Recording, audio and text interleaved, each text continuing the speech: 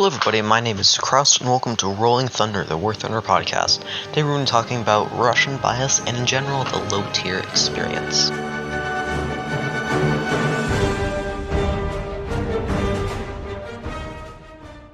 To bias or not to bias, at the end of the day that truly is the question.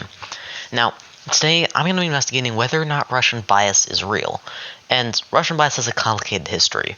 It originated as a small section of the War Thunder community that thought that since the Russian government is Russian and Gaijin is a Russian company, the Russian tanks that are heavily armored are obviously propaganda for the Russian government, hence why they need to be removed from the game and they're overpowered, hence why we need to go cancel War Thunder on Twitter.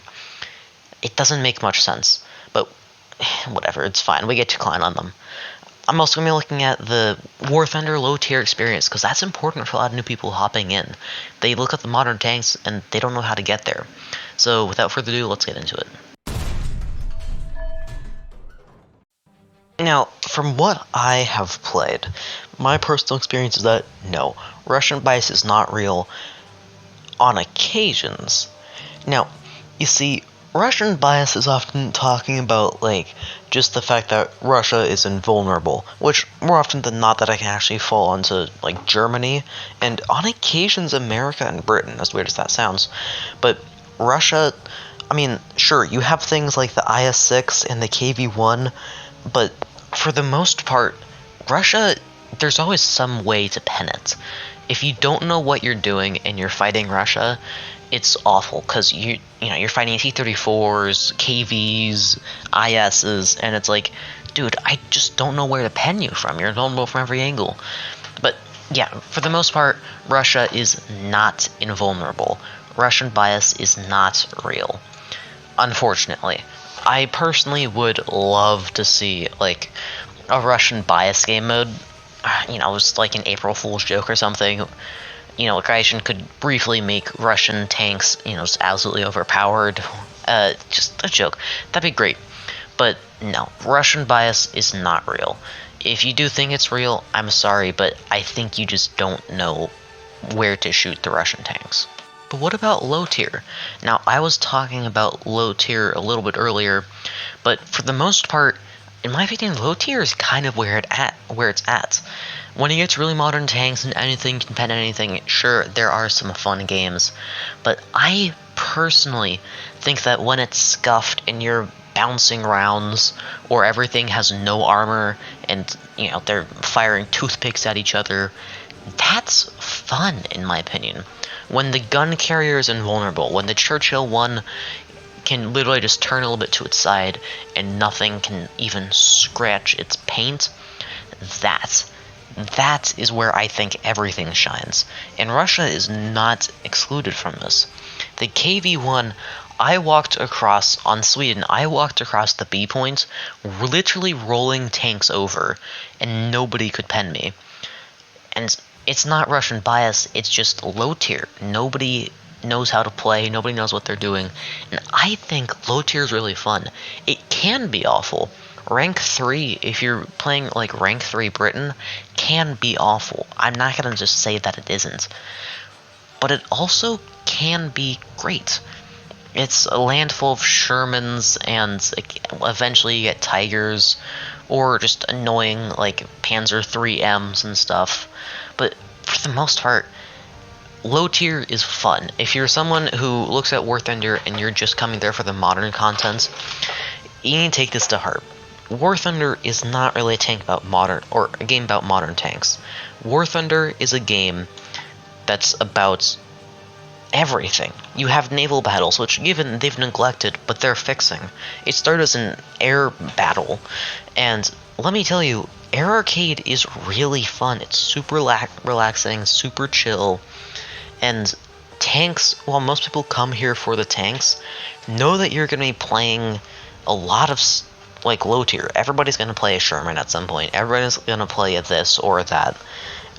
And while, yeah, it's a cash cow in Gaijin's minds, to a lot of people, it's just more than that. The technicality of it being a cash cow is just that, a technicality. There's nothing quite like War Thunder, and that's both its upside and downside. But if anything, that just makes a low tier all the more fun. The things with armor are impenetrable, and the things without it are glass. I don't even want to call them glass cannons, just glass. But yeah, low tier, incredibly fun. And War Thunder in general is incredibly fun, but you have to wait to get to the modern tanks. It's going to take you several months minimum. So do keep that in mind. But what's my advice? If you're a new player and you're coming to War Thunder, there's factions that are more fun than others. America, Russia, and Sweden are my 3 favorites. Sweden has some cannons that are just yeet and delete. America, well, I mean, America has basically everything, you know. We're home with the free and lots of guns, so I bet you can already expect that from us. And then Russia has heavily armored stuff, very fast stuff, good guns, good this and good that, and it's the only counter to basically every single nation. So, I think, you know, Sweden's a lot of fun. You may not be winning every game, you may not be winning every fight, but doesn't mean that it's bad. Sweden still has plenty of great tanks, and you're gonna have a lot more fun playing these nations than France or Germany. Sure, Germany's really good, but it gets its fun stuff at top tier, meaning that you have to dedicate a month and a half, 2 months, 3 months of your life to playing Germany. And I don't think many people want to do that. Low tier is a lot of fun in particular Russia and Sweden. There's just a lot of fun stuff you can do, whether it's driving around with a milk truck hoping that you don't get shots, or using a super slow cannon that literally obliterates battleships. It's whatever you want to do. Now, my advice is, if you're playing something that, like the Stuart, for example, is pretty good. It's fast, doesn't have much armor, so don't use your armor, but you have a stabilizer, meaning that at, like, underneath 15-ish miles an hour, you can quite comfortably get shots off on people. And that's something that is, very much so worth keeping in mind. Because if you're not gonna be out there, then you can't snipe people, and you need to sit there and just do nothing. So playing aggressive works. If you have like a heavy tank, again, play aggressive. Not much stuff can pen a heavy tank at this tier, which really does aid you. If you're using, say, a tank destroyer on Sweden, you kind of have to find a spot and sit back there, kind of claim your own little territory. Somebody walks in your point of view, and you shoot them. So preferably give yourself a nice wide field of view, but still give yourself enough cover to hide behind. There's a lot of things you need to pick up on, and I actually highly recommend watching like Bowtime Gaming or Fly Daily videos, because not only are they enjoyable, but just by the extension of watching this person who's really good at the game, you get to understand what's going on. For the most part, I think the biggest thing to say about War Thunder, though, is just focus on having fun. It sounds dumb, but War Thunder profits off people not having fun. That's why the game is still going, because people are paying because they don't have fun.